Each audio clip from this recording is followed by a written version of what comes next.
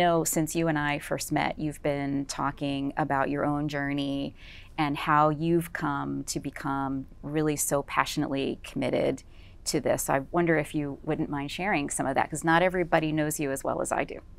Well, yeah, I mean, as I think all of us we're all learning, we're all on a journey, and you know, the last several years, I think this has been a passion of mine for a long time, most of my life. I've been privileged. I've had access to opportunities. I grew up in a house where, a fairly progressive household where we openly talked about some of these things.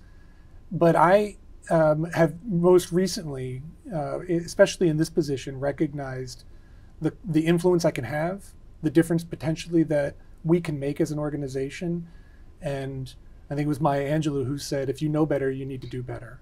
And I know better. I've read enough and I understand some of the dynamics as best as I could. I can empathize with some of these differences. I can understand that my experience as a white man is not the same as people of a different ethnicity, of different gender. And I want to make sure to encourage those conversations. You mentioned the courageous conversations. You can't demonstrate courage without feeling vulnerable. Mm-hmm. And so part of what I would expect our managers and our leaders to do is be willing to engage in those courageous conversations. Mm-hmm. Make sure that that is part of their skill set. And I would go so far as to say that if our leaders are not willing to or unable to engage in those important and what we would consider courageous conversations, then they can't be a leader here at Organon. Mm-hmm.